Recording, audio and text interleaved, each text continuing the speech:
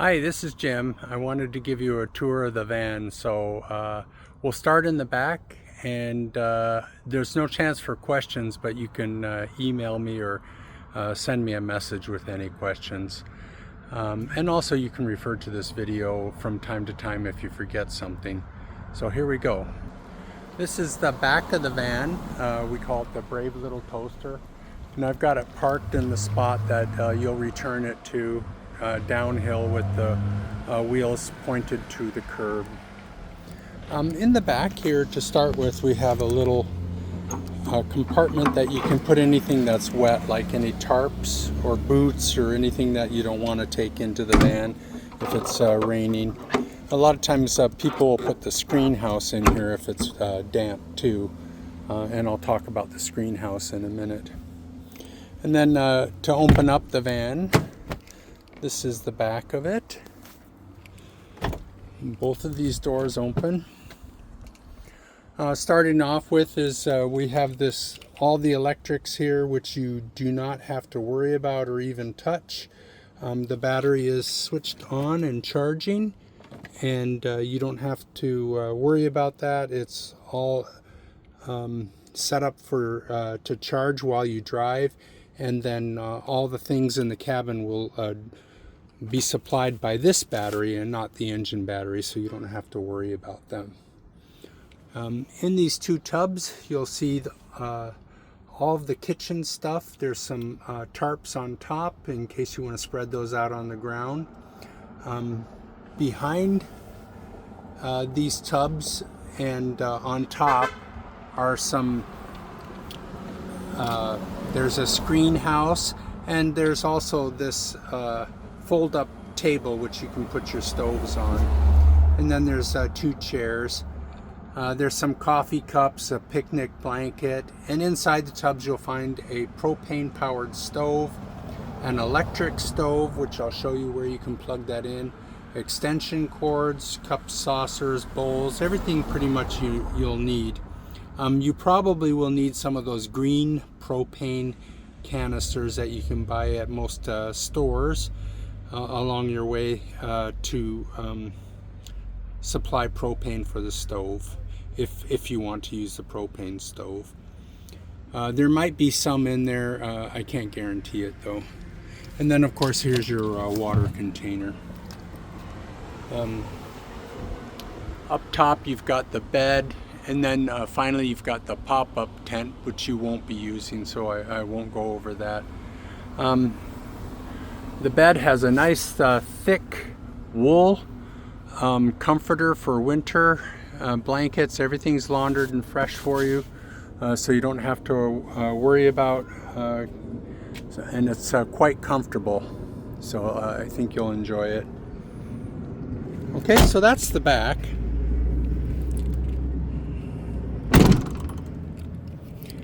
And then on the side, and by the way, the name of the van is the Brave Little Toaster.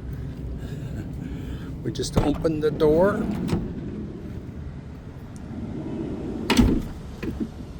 And we're on a hill here, so that door is a little heavy. And again, that's all your kitchen stuff, camping stuff there underneath in the cargo hold.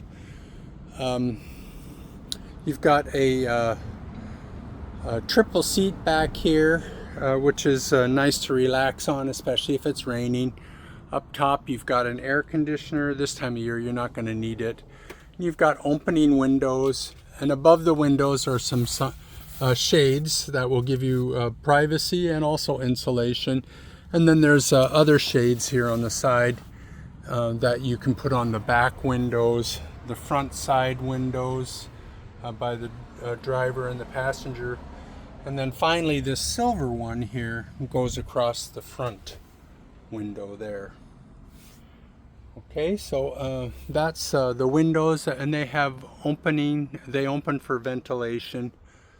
And then there's a stereo system and a TV, which I will go over the operation in a little bit. For the electrics, you have a refrigerator, and it's plugged in, ready to go. You don't have to adjust it unless you want it to be a little bit colder, and you would just hit the minus here to make it colder. And it will take that input and then gradually go down to that. There's some settings. There's also a USB port here if you wanted to charge a device. There's also USB ports here underneath this rubber stopper, and this is just a voltage indicator. This is your on-off for the lights, and I do know that that backlight is not working, but there'll be plenty of light in here for you. And then finally we have an electrical outlet here, and this supplies you house current that you could run the induction stove or the coffee maker that you'll find in the kitchen tubs. And to do that, to energize these circuits, you just turn on this inverter. And what that does is it changes the 12-volt battery into regular DC current into regular 110 household current that you would plug into for your appliances. Always turn this off when you're not using those plugs, because there is a bit of a drain to the battery as it converts the electricity, even when you don't have a load on it. Okay, so I believe that's everything in the common area here. And again, these windows do open if you want some ventilation. And the air conditioner is just controlled with this switch, but again, I don't think you'll use that. It does have a fan mode too.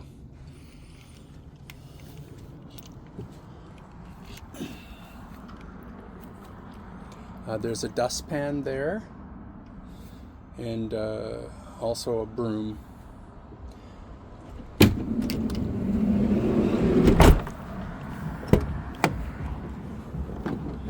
In the passenger side, you'll see a bunch of videos.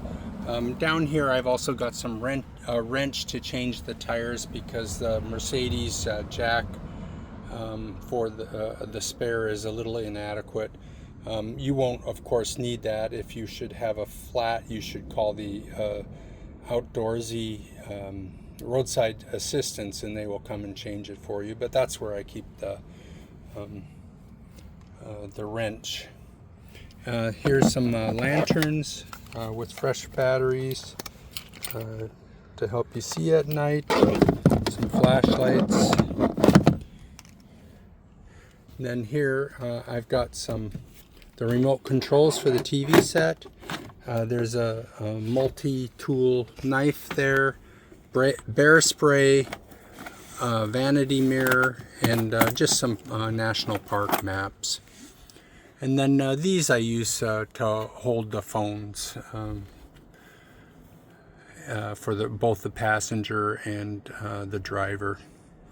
And then we do have a USB-C I leave plugged in here. That's what I use for my phone. And then down below here there's also some more USB ports. And these ones do charge off of the engine battery. As I'm climbing into the passenger seat, the seats do swivel. There is a control right here that you twist in order to make the seat swivel, and that would allow you to face backwards. And the driver's seat does swivel too, but it's a little bit of a job to adjust it, readjust it to get it past the steering wheel. So most of the time, if we do swivel it, it's just 90 degrees rather than going through all that rigmarole.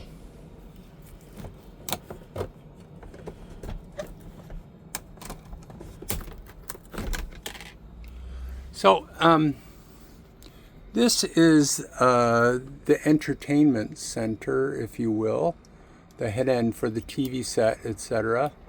And it just operates with that little switch there. It will come on, and unfortunately you do have to boot it up every time. DVDs go in here. This runs off of the 12-volt battery back there, so you don't have to worry about it. Depleting the house battery, you agree, and then you go to your menus and decide what you want, whether it's the radio or you want to play a DVD. you can even pair your phones to this. So I'm going to turn that off so it doesn't drain our battery back there. And the button is so small it's hard to see. Up top here I have the registration, and up here a lot of times there's some DVDs, etc. And then there's an electronic antenna. Looks like the sunglass case is open. Okay, so that's everything here on the passenger side. I'm going to jump into the driver's seat and show you how that works.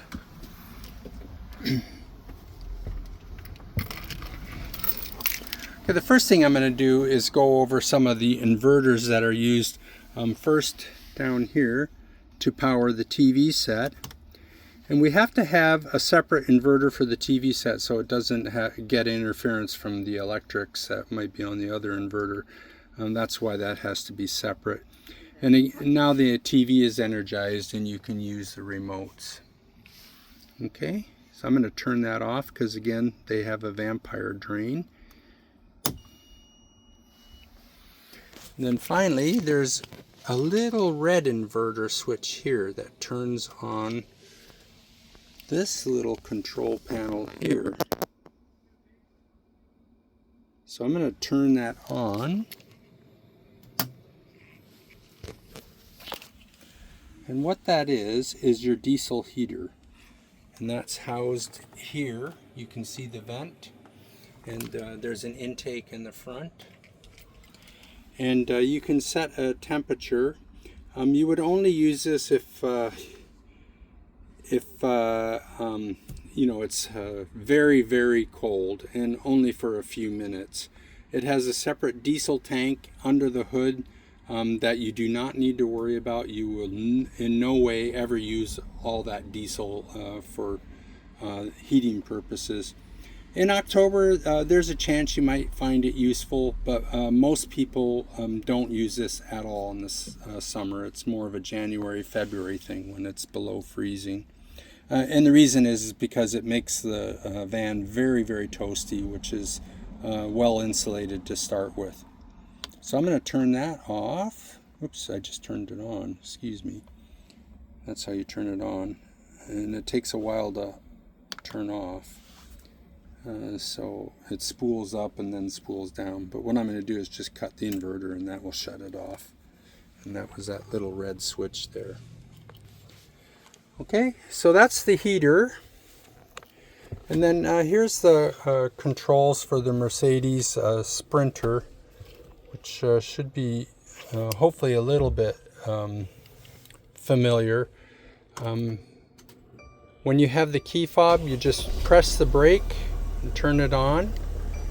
And it's telling me that there's a door open.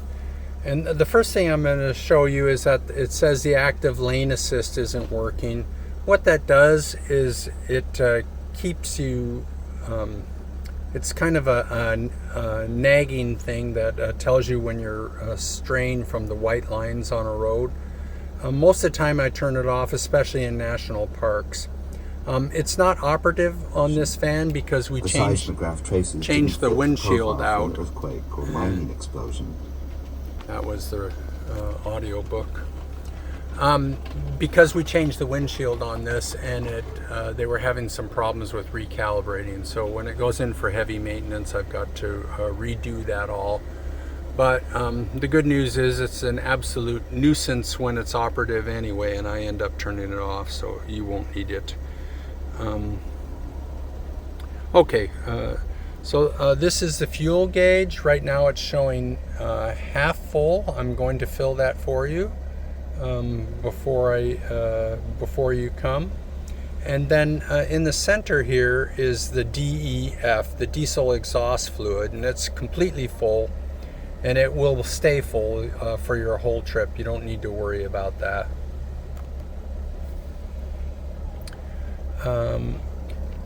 This little switch here controls the center panel here. This shows the odometer. I can move it around a little bit. reset the odometer, but and there's a whole bunch of screens. This is telling you how much electricity you're using, which is totally useless, and a bunch of things. What I normally do is leave it on this one, which is the bottom selection, which tells me how fast I'm going. Okay, and then there's a little home button here, and this will turn off any alerts that you see or return you to the last screen. You'll figure that out. The cruise control is down here as well. I have never ever used the cruise control on these vans. It just doesn't seem to be a sensible thing on a big vehicle like this, but that's where it is. There's some paddle switchers on the steering wheel, which again are kind of superfluous things. You don't really use them. Your turn signal is here in the usual place. There's a little button here to make the wiper fluid come on the windows, and that of course is I just filled. And then to turn the wipers on, you turn it here. It's on automatic wipers now, so when it starts to rain, the sensors should kick in. Looks like somebody put some sage in the vent. Interesting. Okay, so that's that, and then this is the entertainment screen. If you watch that, when I put this into park or into reverse, it's going to turn on my back cameras. If I put it forward, it's going to put my forward camera on, and then you could always change the view of the cameras by selecting down here. Park on a Mercedes is just the thumb switch there, and that turns it back to park. And there's your indications of park, reverse, etc. So this is your shifter, if you will. And like that for older Teslas and all Mercedes. Again, this is the on-off switch. Before I turn the engine off, I'm just going to show you the entertainment selections. This is your volume knob for the And anyway, the blast was 100 for the radio. more powerful than the most powerful mining explosion ever recorded. And that's Bill Bryson on my audio book. This is Android Auto. I have my phone paired to in my pocket. Normally I put my phone here, and again I plug in there. There's also USB ports up here that you could plug into. And again, that's the name of the van, the Brave Little Toaster. Okay, a lot of information. If you need to reference this stuff, you can scroll back in the video. There's also an owner's manual down there. Over here is also the diesel fill up. You open the little door here and fill with diesel only.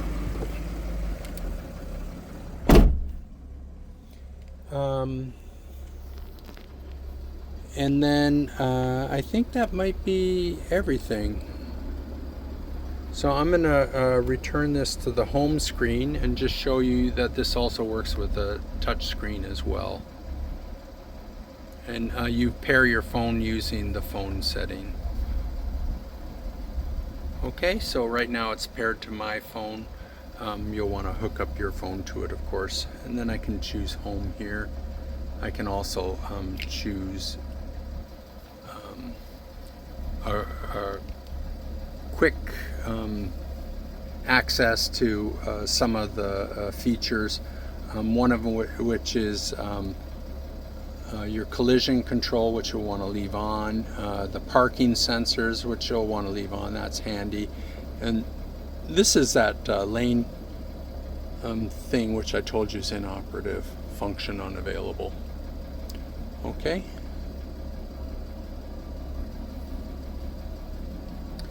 There's also some quick reference buttons here. This takes you to your cameras if you wanted to look at cameras.